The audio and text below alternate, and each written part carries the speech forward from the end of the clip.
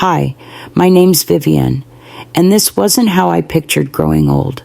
After my son passed, I moved in to help with the grandkids, but what I heard instead was, "You're nothing," not "thank you," not "we're glad you're here," just that. They changed the locks on the bathroom, told the school I had no right to see my grandson, burned my letters. I watched birthday candles get blown out from a photo I wasn't even in. And the worst part? I stayed quiet through all of it until I couldn't anymore. What do you do when the people who should love you most make you invisible on purpose? The rain had already started when I stepped off the plane in Boise. It wasn't a heavy downpour, just that slow, steady drizzle that clings to everything, like a damp reminder that something has shifted. I looked around the terminal, half hoping I'd see Emmett's small frame or even Celine's cold silhouette, but no one was there.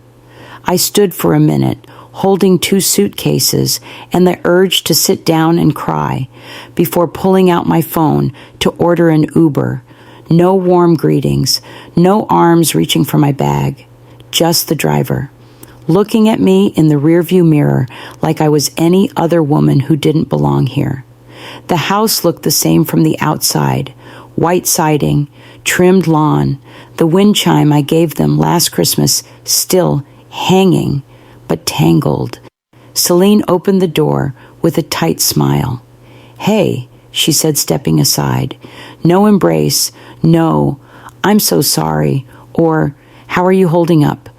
Just a glance over my shoulder, as if making sure I hadn't brought anyone with me. "You'll be in the basement," she added, turning back into the house. "Just a few days." It was the way she said, "just a few days," that made my stomach turn. Like I was something temporary, like a borrowed coat, you hang near the back door. The basement was cold, unfinished in all but name, concrete floors with a thin rug, a futon that sank in the middle, and a vent that rattled with every gust of wind. There was a small bathroom down the hall, but the door stuck, and the mirror had a crack right through the center, splitting my face in half when I looked into it. The memorial was 2 days later. The sun broke through for a few hours that morning, casting sharp light through the kitchen windows while I dressed in silence. No one asked me what I was wearing. No one waited. Celine had already left with Emmett by the time I came up from the basement. At the church, I sat in the 3rd row, not because I wanted to, but because the front row was full, with Celine's mother, her sister, and a friend I didn't recognize. My name wasn't in the program, not under survived by, not in the thank you section. During the slideshow, they played soft music while pictures of Arlo growing up flashed across the screen.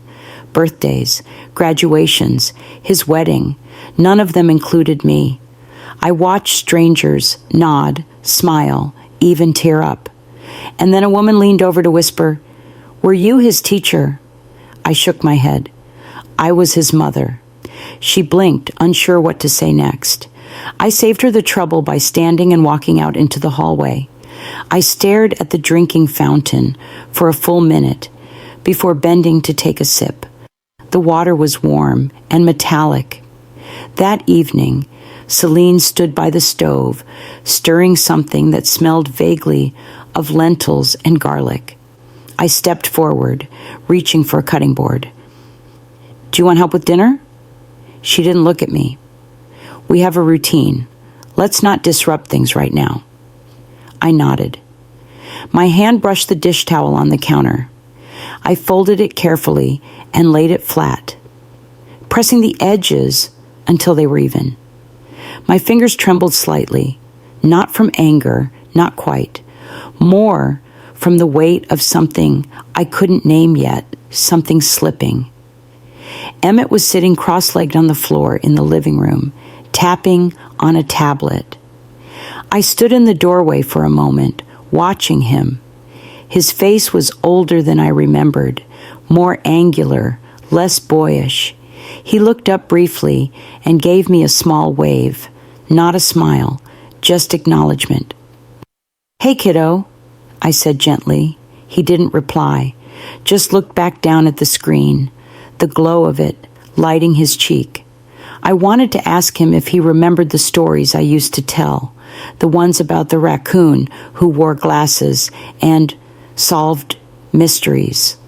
I wanted to ask if he still liked warm milk before bed, but I didn't. I stood there, still as a statue, listening to the soft tick of the clock above the fireplace and the quiet hum of a house I no longer belonged to. I smiled at Emmett, hoping he'd say something, anything, but he just turned back to his screen. I stood there at the bottom of the stairs, realizing I was never meant to be part of this home, only tolerated. The next morning, I rose earlier than usual, hoping to make a simple breakfast for Emmett before he left for school. Toast. Nothing fancy. I reached for the loaf of multigrain on the counter, only for Celine to walk in, sharp-voiced and half-dressed for work. "That's Emmett's gluten-free bread," she said, without even making eye contact. "Please read the labels next time." By noon, every pantry shelf was relabeled with neat black marker on masking tape. For kids. For lunches only. Do not touch. Even the fridge had a new chart. It felt less like a home and more like an office break room, one where I clearly didn't belong. Later that day, Emmett sat at the kitchen table working on a school project. He had colored pencils spread out, and he was drawing what looked like a family tree. I brought him a cup of water and sat beside him. "That looks good," I said gently. "Do you want help labeling the branches?" He hesitated, then showed me. His name was at the center. Above him, Mom, Celine. Dad, Arlo. Next to Celine, he'd written, "Grandma Dana." I blinked. "You forgot me," I said, trying to keep my voice soft. He frowned. "Mom says I have one grandma, Miss Dana." It wasn't his fault. He didn't even realize the weight of what he'd repeated, but it landed anyway, right in the center of my chest. I kissed the top of his head, told him he was doing great, and walked out to the backyard to collect myself. That night, laughter echoed down the stairs. I hadn't heard it in days. Not from Celine, and certainly not from Emmett. A car was parked out front that I didn't recognize. I climbed halfway up the basement stairs and paused when I heard a new voice. Female, young, familiar. Dana. She was staying over. Of course she was. I didn't blame her. But I couldn't help the way my stomach clenched when I heard her say, "Oh my gosh, this guest room is nicer than most hotels." They'd set her up with clean linens, a welcome basket, even toiletries laid out on the dresser. Upstairs, everything sparkled. Downstairs, my room still smelled like damp cardboard. At dinner, the guests stayed. Celine served everyone salmon and rice, except me. I served myself. I didn't mind, not really. But when Dana complimented the house, Celine gestured vaguely and said, "She's staying in the basement. It's quieter there, more private." She, not my mother-in-law. No name, no connection. I looked down at my bowl, stirred my rice, and said nothing. There was nothing left to say. Emmett asked if he could show Dana his project. She clapped excitedly and followed him to the living room. I stood to collect the plates, but Celine waved me off. "We'll take care of it. You should rest." I nodded and retreated. Later that evening, I knocked gently on Emmett's door. He was reading in bed. "Hey, sweetheart," I whispered. "Want me to read you something?" He looked up and smiled, but before he could answer, Celine appeared behind me. "He has screen time now. It helps him decompress before bed. I nodded again. That was all I seemed to do anymore. I returned to the basement. The only sound, the low hum of the washing machine upstairs, and occasional bursts of laughter from Dana and Selene. I sat on the edge of the futon, staring at the ceiling. The air felt heavier now, like the house itself knew I didn't belong. I didn't cry. That wasn't my style. But I sat with a feeling I hadn't let myself name before. I was a guest, an unwanted one. I stood there at the bottom of the stairs, realizing I was never meant to be part of this home, only tolerated. I pulled out the pin she gave me one Christmas, still in its box, then slowly put it back. Something about that moment stuck with me. Maybe because it was the only thing Selene had ever given me that felt remotely personal. But now, even that gesture felt like a thread in a larger, tangled net. The next morning, she slid a stack of documents across the kitchen counter, neatly clipped and highlighted. Just legal follow-ups, she said, stirring her coffee like it was any other Tuesday. There's a form from the estate lawyer, something they need for processing. Just sign at the bottom. I scanned the first page quickly.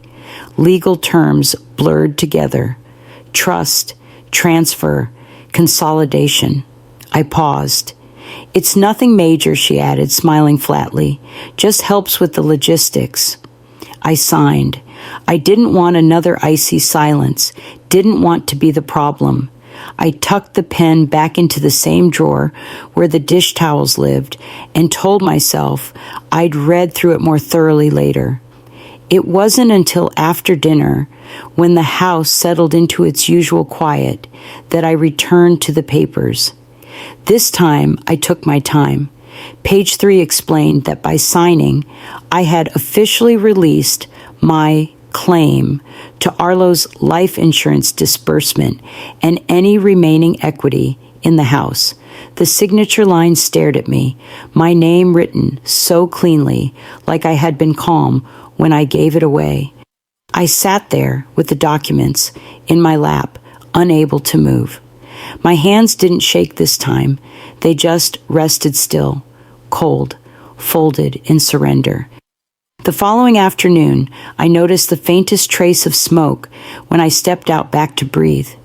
It was subtle, barely there, but enough to make me check the grill. I opened the lid and stared. Inside were charred corners of papers, curled black edges, ink blotted and blurred. A few pieces had words still visible. "Dear Emmett," one said, halfway gone. Another simply read, "Always be proud of you." My handwriting. I stood over the grill, holding the lid open longer than needed, the metal hot under my fingers. Those letters, dozens of them, had never been sent. I'd written them late at night, sometimes crying, sometimes smiling. They were just for him, a way to still be a part of his world, even if silently. Selene must have found them in the drawer near the futon and burned them. Quietly, intentionally. When I confronted her, she was pouring juice for Emmett. She didn't flinch, didn't ask how I knew. "I read a few," she said. "They were sweet, but confusing. You were putting ideas in his head about things he doesn't need to carry." I stared at her, my mouth parting just enough to respond, but nothing came out. "Words have power," she added, "and we need to protect his routine." I didn't scream. I didn't demand an apology. I didn't ask what routine included pretending his grandmother didn't exist. I just turned, slowly, and walked back downstairs. That night, I sat by the tiny window in the basement, its glass smudged and screen bent. Selene was upstairs on a video call. Her laughter drifted down in waves, sharp and mechanical. I watched the shadows on the wall shift as the light moved behind the blinds. That was all I had for company, echoes and outlines. I reached for the small wooden box on my shelf, the one I'd kept Arlo's school ID in since the funeral. As I opened it, a flash of his voice echoed in my head, something he said 2 years ago when I stayed over during one of Emmett's colds. "Mom, if anything ever happens to me," he had whispered, half asleep, "I want you to keep them grounded.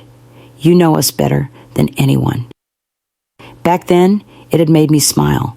Now, it echoed differently. I closed the box and set it back down. The silence wasn't just heavy anymore. It had weight, shape, rhythm. It was what filled the cracks that no one else seemed to see.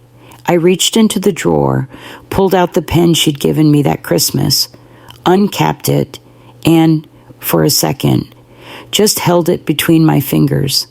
Then I put it back, unopened, untouched. I folded the towel perfectly, placed it on the counter, and walked downstairs as if nothing had happened, because that's exactly what Selene expected. The house was quiet, as it often was when Emmett was at school and Selene worked remotely from her home office. That kind of quiet didn't mean peace. It meant tension, waiting for its cue. 2 days later, I overheard Emmett telling a friend over a video call, "My party is Saturday. There's cake and pizza, and Mom said I can pick the movie." My heart skipped. I hadn't heard a word about any party. Later that evening, as Selene poured herself a glass of wine, I asked, keeping my tone even, "Is there anything I can help with for Emmett's birthday?" She didn't look up from the sink. "It's just a small thing with his friends. We'll be out most of the day." Just like that. No room for follow-up, no invitation implied. On Saturday, the house buzzed early.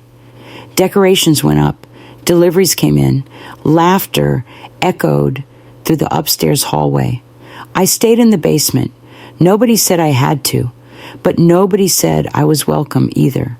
That night, long after the sounds of the party had faded, I received a message from a neighbor, Marilyn. "Emmett looks so happy today. Here's a picture I snapped." Attached was a photo of Emmett leaning over a birthday cake, cheeks flushed, candles blazing. Dana stood behind him, hands on his shoulders, smiling like she belonged there. I stared at the image until my screen dimmed. My name wasn't mentioned. My presence hadn't been missed. I had been erased from the day entirely. I'd always imagined grandmothers baking the cake or lighting the candles. I hadn't imagined watching the memory secondhand. 2 nights later, I passed by the living room and noticed Selene locking one of the desk drawers. She slid the key into her pocket like it meant nothing. But I knew that drawer. It used to hold old mail, takeout menus, and once Arlo's 4th grade art projects. The next morning, after she'd left for a coffee run, I used the old spare key she didn't know I still had. The drawer stuck slightly before giving way. Inside, beneath some bank statements and a copy of Emmett's dental records, was a manila envelope marked in Selene's sharp handwriting. Private. I didn't open it. I didn't need to. Lying just beneath the folder was a photograph. Me and Arlo, standing side by side at his high school graduation. I remembered the moment well. His arm slung around me, his smile bigger than the future, but this print had been altered. My face had a red slash drawn through it with a marker, from forehead to chin. Just one line, deliberate, bold. My hand trembled so violently, I dropped the photo. It floated down like an autumn leaf, soft and slow, before landing at my feet. I crouched to pick it up, but paused. I didn't cry. I didn't scream. I breathed, once, sharp and dry, then again, slower. The breath steadied me. That night, I sat on the futon and opened my jewelry box. The wedding band I hadn't removed since Arlo was 5 still glinted faintly. I slipped it off, set it on the small table beside me, not out of anger, but because it was time. I walked upstairs to return the photo. Celine wasn't home yet. I slid the image back into the drawer, but this time I turned it upside down. The line still existed beneath the paper, but now it faced the wood. Later that night, Celine breezed through the kitchen as I folded towels from the dryer. She didn't ask what I was doing. I didn't tell her. She wanted me quiet, and I could be quiet, louder than she imagined. The next morning, I didn't go upstairs. I didn't ask what the plan was. I made my own. But just before lunch, Celine called me up. Her tone wasn't hostile, too smooth for that, polite, like a customer service rep asking for a return receipt. I came into the kitchen. She was sitting at the island, holding her tablet. She didn't offer me a seat. "Can I show you something?" she asked, already hitting play. It was a video of me reading to Emmett. My voice sounded slow, uneven. I'd paused mid-sentence, then stuttered over a word. The camera had zoomed slightly, catching my face in a flicker of confusion. "You forgot your own name," she said softly, pausing the clip. "Just for a second, but it's concerning." I kept my arms crossed. "When did you film that?" She didn't answer, just locked the tablet and set it down beside her. "We're just trying to keep things structured around here. Stability, you know?" My ears rang. "Who's we?" "The school counselor, a few other parents, just trying to keep Emmett grounded." I nodded once and walked out. Not fast, just steady enough to keep my legs from trembling. Later that day, I went to the fridge. I wasn't hungry, not really, but something cold sounded nice. I opened the door and reached for a small yogurt container tucked toward the back. On it, taped neatly, was a label, "Do not touch, for Emmett only." I held the container for a moment. Then the door creaked, and Celine appeared behind me. "Did you not see the label?" she asked. I turned slowly. I did. She stepped forward and plucked it from my hand. "We just need boundaries. That's all." Emmett was standing in the archway, backpack slung over one shoulder. He saw the whole thing. Celine noticed too. She turned to him, still holding the yogurt. "We're making sure everything's fair, right? Everyone has their space." He didn't answer, just walked past us and into the hallway. I placed my hands on the edge of the counter, stared down at the marble like it had the answers I didn't. The yogurt sat between us, unopened. That night, dinner was chilly. I heard the bowls clinking upstairs, the low hum of conversation. I stayed in the basement. No one asked where I was. I don't think anyone noticed. I opened my notebook, the one I kept hidden inside an old box labeled taxes, and I wrote, "I will not explain myself anymore. I didn't pack my bags, but I packed the truth, and in the days that followed, I realized how much more powerful that was." The call came on a Monday morning. I was folding a towel, same as always, when my phone rang. The number wasn't familiar, but the voice was soft and overly polite.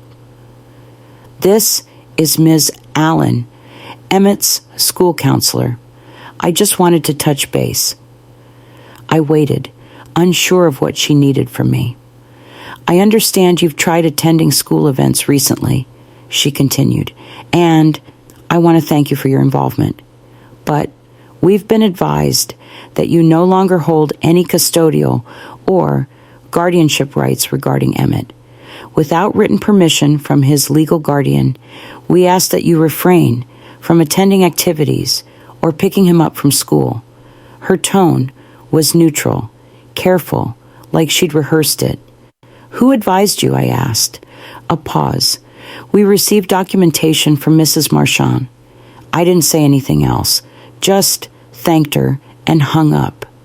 The next day, I buttoned my coat and took the sweater Emmett had left behind, the one with the tiny hole in the cuff. I walked into the school office and handed it to the receptionist. "Oh," she said, her smile tight. "Mrs. Marchand left instructions. You're not on the pickup list anymore." "I'm not here to pick him up," I said. "Just dropping this off." She nodded, but her hand hovered over the phone. I left before she could decide to use it.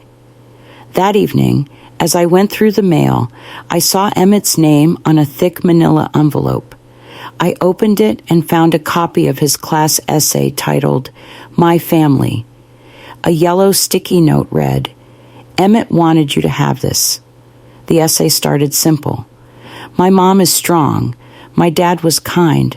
My Aunt Dana picks me up from school. She always brings snacks. Then, our family lives in Boise. We have a dog named Miller. We used to have a cat, but it ran away." There was no mention of me, not a word, not even in passing. I held the paper up to the light, wondering if maybe something had been erased. It hadn't. I didn't cry. I didn't fold it up neatly. I just left it on the table. That night, I didn't sleep. I sat at the small desk in the corner of the basement and opened my old laptop. I started pulling up every message, every email, every passive-aggressive note, every calendar entry that had excluded me. Screenshots, photos, dates, the digital paper trail of erasure. I organized it all into folders labeled interactions, school, medical, legal. I didn't rush. I didn't seethe. I worked methodically, like someone building a file, not just of memories, but of evidence. When I finished, I printed them, page after page. I tucked them into a manila envelope and wrote on the outside in red ink, "If anything happens to me." I sealed it, placed it inside the box with my medical papers. Then I stood in front of the bathroom mirror. I wasn't wearing makeup. My hair was flat. My sweater had lint, but my eyes were clear. For the first time in weeks, I looked at myself and didn't see a grieving mother. I saw someone building something, not a legacy, not a home, but a line. A clear, bold line that someone else had crossed and that I now planned to redraw. By the time the sun rose, I wasn't afraid of losing anything anymore. I'd already lost it all. Now I was taking it back. That morning, I made coffee in silence, the basement still dark and still. Emmett's laughter drifted faintly from above. I opened my old laptop, its hinge creaking, the screen flickering for a moment before stabilizing. I knew Arlo's passwords better than my own. He used the same recovery question for years. "What was your mom's first car?" I typed Datsun, then waited. The account unlocked. Scrolling through his old cloud folder was like digging through attic boxes, dusty, full of echoes. Photos of Emmett as a toddler, screenshots of job offers, voice notes recorded while driving. One folder was titled simply, "In Case." I clicked. There, buried between utility bills and scanned receipts, was a voice memo, dated 3 weeks before the crash. I hit play. "If anything ever happens to me," Arlo's voice said, low and steady. "Mom should stay with Emmett. She knows him best. She'll know how to keep him grounded." My hand gripped the side of the table. I listened to it twice, then 3 more times, each word threading itself into the spine of my resolve. I forwarded it to myself, saved it to 3 separate USB drives, then called Cal. She answered on the second ring. "You sound like you've been waiting for someone to give you permission to fight." "I don't need permission," I said. but I could use a witness. That afternoon, she came by. I showed her the audio. She didn't blink. "I know someone," she said. "Used to work in digital forensics, quiet but sharp. Sable Northrop met us at her apartment the next day. She wore heavy glasses and spoke without fluff. She verified the metadata, scanned the timestamps, and examined the audio layers. No edits," she confirmed. "No cuts. It's authentic, and it's from his phone." I exhaled. It didn't feel like victory, but it felt like leverage. That night, while Celine worked late in her room and Emmett dozed off in front of a movie, I began quietly removing my things, one box at a time, a few items of clothing, my notebook, Arlo's photo. Each trip to my car was silent, calculated. In the drawer Celine once locked, where she'd hidden a crossed-out photo of me, I placed a single envelope. No note inside, just a copy of Arlo's voice memo and a line handwritten on the outside. "You'll hear me, just not in your way." Then I closed the drawer and walked out. The following morning, I mailed one flash drive to Ingrid Marlowe, the lawyer Arlo once trusted with his living will. Another I sent anonymously to the school board. Attention to the superintendent. I included a simple line. "This file may explain what was omitted from recent guardianship discussions." No signature, no return address. I checked into a modest motel just off the freeway. Nothing special, but clean. The curtains didn't close all the way, and the TV was bolted to the wall. But it was mine, for now. I sat on the edge of the bed, plugged my earbuds in, and listened to Arlo's voice on loop. Not to grieve, not to wallow, to remember, to rehearse, to prepare. The truth had finally been heard, and I didn't need to scream it to make it real. The morning of the hearing, Ingrid called me early. "We're first on the docket," she said. Her voice was calm, measured. She was a woman who'd seen 100 cases like mine, but treated each one like it had never happened before. "We'll lead with the audio." I had listened to Arlo's voice so many times now, I could hear it in my sleep. Still, the thought of it playing aloud in front of strangers and Selene made my chest tighten. Not from fear, more like readiness. Outside the courthouse, I sat quietly beside Ingrid while Selene arrived in heels that clicked too sharply against the tile floor. Her hair was perfect, her confidence louder than necessary. She didn't look at me, just whispered something to her attorney and smiled like she had the ending already printed in her pocket. We were ushered into a modest courtroom. Light poured in through the high windows, and the judge, an older man with tired eyes, nodded politely to each party before settling in. Ingrid stood first. "Your Honor, we asked to submit an audio file along with certified metadata confirming its authenticity." The judge nodded. Proceed." The speakers buzzed lightly as Ingrid hit play. Arlo's voice filled the room. I felt every word land like a drumbeat, measured, unshaken. "If anything happens to me, Chalky," Arlo said, "Mom should have Emmy. And she raised me. She'll know what he needs." Celine's lawyer stood. "Your Honor." The judge raised his hand. "Sit down." There was silence, not even the shuffle of papers. The words hung there, whole and intact. Ingrid didn't say much after that. She didn't need to. When the judge finally spoke, it was with weight. In light of this evidence and its implications, the court recognizes Ms. Maud's standing for shared decision-making in matters involving the minor child, Emmett DeLacy. Additionally, I'm ordering a formal review into the estate arrangements currently under Mrs. Marchand's sole control. Celine didn't move. Her face was blank, not shocked, not angry, just stunned quiet. Outside, after the ruling, I walked past her without speaking. She stood near her car, arms folded tight, lips pressed in a line. Her lawyer said something, but she wasn't listening. I walked slowly, but deliberately. Each step felt heavy, but grounded. The next day, I received a message from the school district.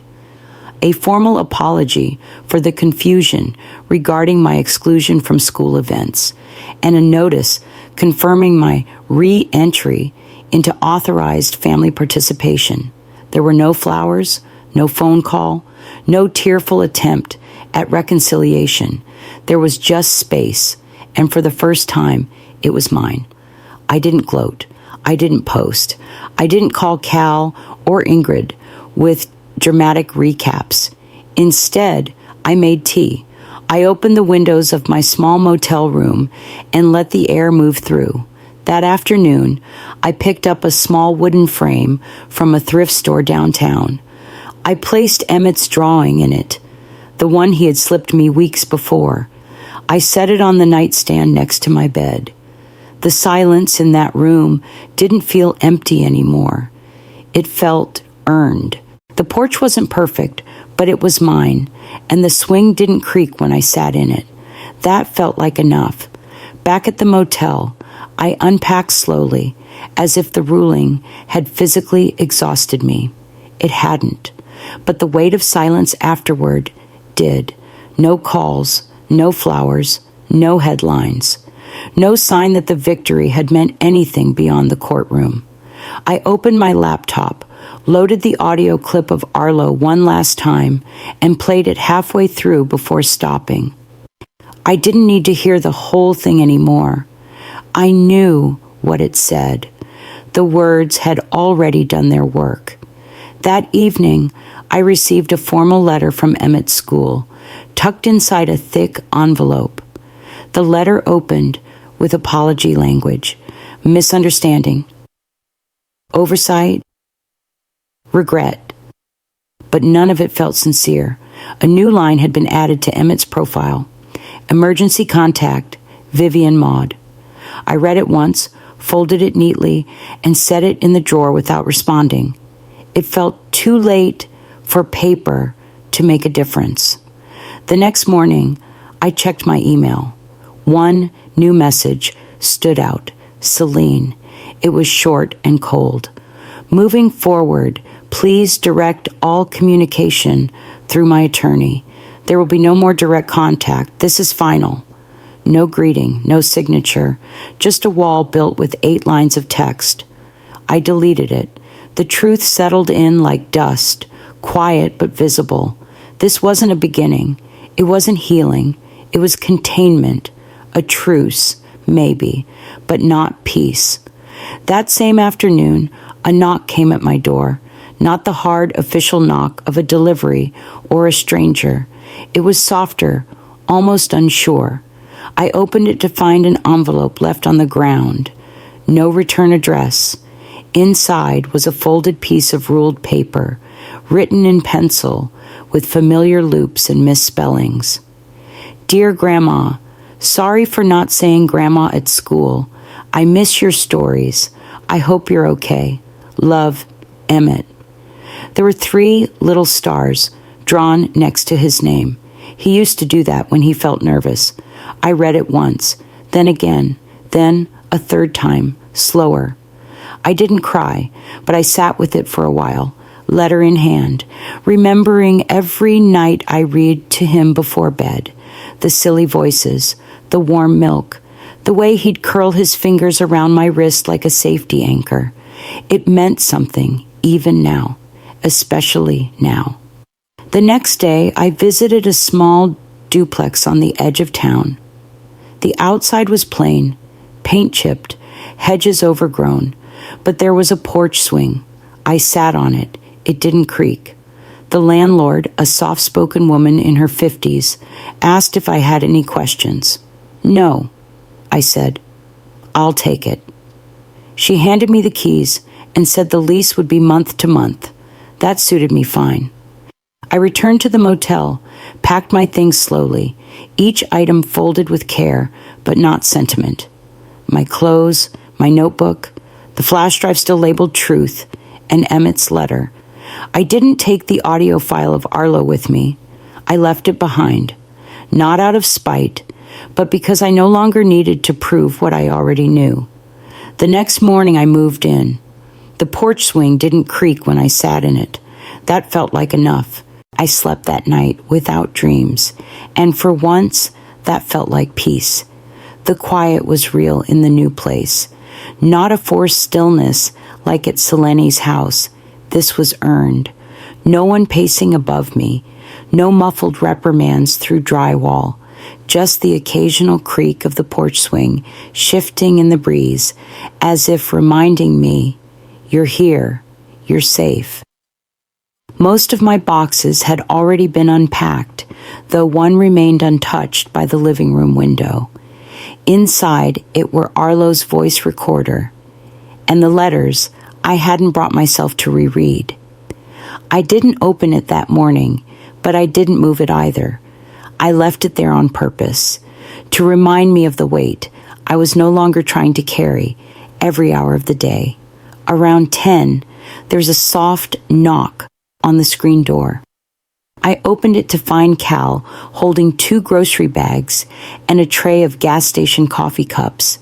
She didn't ask if she could come in. She just stepped through the doorway like someone who knew I didn't want to explain anything.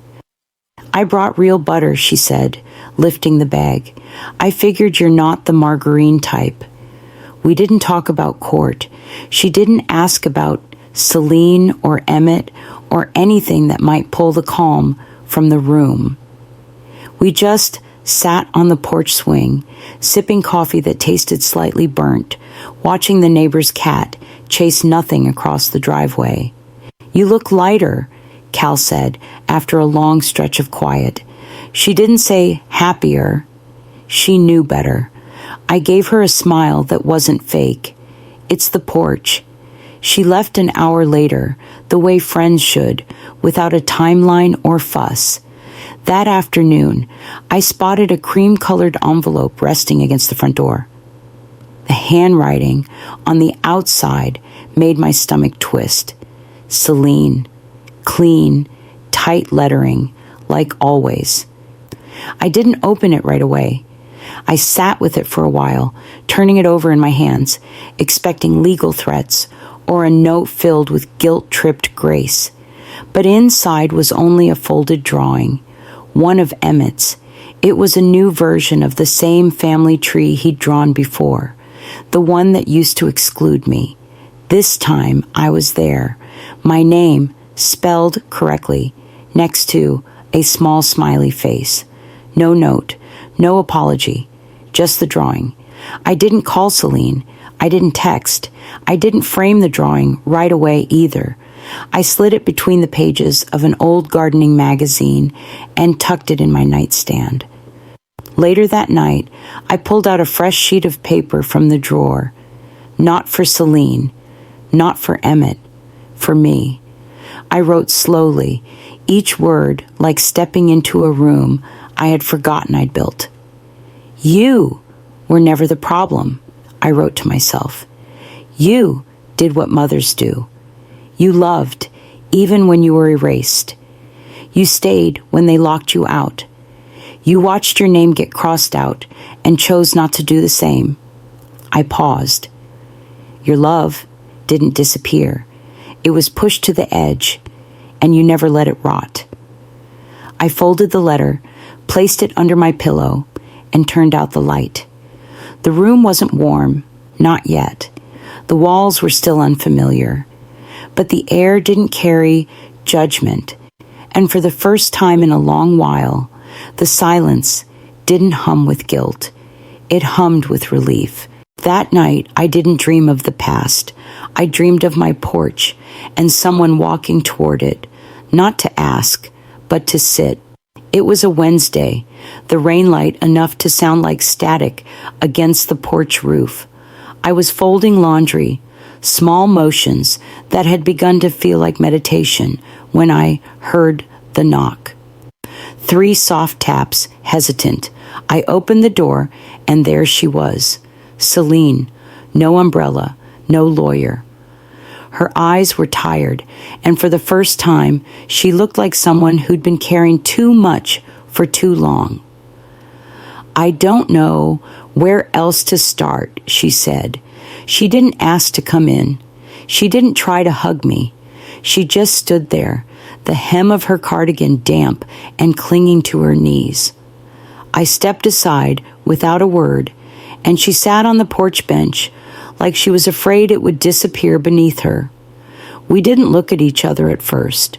She stared at her hands, then out at the driveway. I was scared, she began, and angry, mostly angry at Arlo for leaving me with everything, at Emmett for not understanding, at you for still being calm when I was breaking apart. I listened. I crossed lines I shouldn't have, she continued, not just the legal ones. I made things harder than they had to be, but at the time, I didn't know what else to do. She didn't say she was sorry, not directly. She didn't ask for forgiveness either, just laid it all out like broken tiles on a kitchen floor, waiting to see which pieces I'd pick up. I sat next to her, not too close. I'm not here to teach you what a mother is, I said quietly. I already did that with your husband. It didn't sting, not when I said it, just settled like truth between us. Celine nodded, not in agreement, just acknowledgement. Then she stood, slow and deliberate. Her shoes made wet prints on the wood. As she turned to leave, Emmett stepped out from behind her, clutching something under his jacket. He looked taller somehow, older, like the last few weeks had added months to him. He walked up and handed me a folded piece of construction paper. This one's better, he said. Inside was a new drawing. A house, our house, with 3 people standing out front. Me in the center, not labeled, not crossed out, just there. I didn't say anything. I just nodded and pressed my hand gently to the top of his head like I used to when he was 5. Celine waited by the curb. Emmett turned to go, then looked back once. Not for approval, just connection. Thank you, I said, as the door clicked shut behind me. I didn't frame the drawing that day. I placed it beside the first one. 2 truths finally existing side by side. I made tea. The house smelled faintly of mint and something more permanent, stillness. The drawing sat on the table like it had always belonged there. The porch swing creaked just once as I leaned back, just enough to remind me I'm still here, and I'm finally not waiting on anyone to notice. The sun cut through the blinds in soft stripes across the floor. I didn't reach to shut it out. It felt like something earned. I moved slower now, not because of age, but because there was no more rush. No one waiting to tell me I'd done it wrong. No shadow of a schedule lurking in the hallway. I made my coffee with real cream, sat at the table, read a few pages of the newspaper, and didn't flinch at the names I no longer expected to see. The only sound was the tick of the small clock on the wall and the wind teasing the edges of the screen door. Out on the porch, the air carried that early spring smell. Soil, cedar, a promise of change.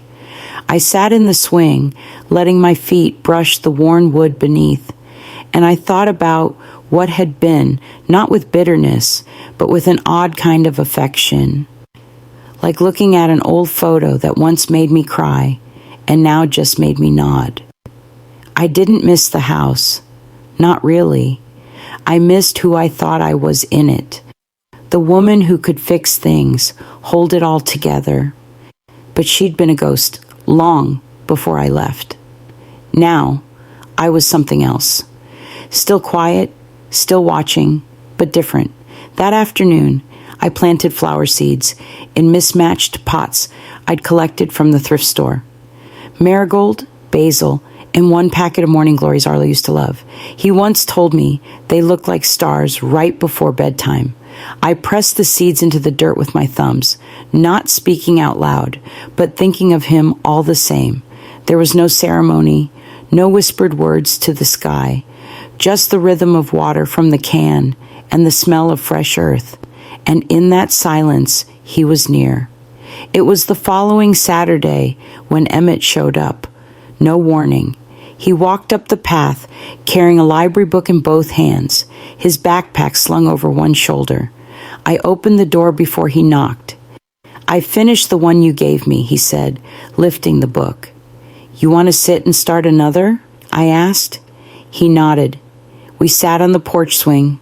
No big talk, no apologies, just the sound of his voice reading aloud while I followed the words in his rhythm. It felt like something both of us had needed more than we knew. When he left, he gave a small wave, not rushed, not uncertain, just there.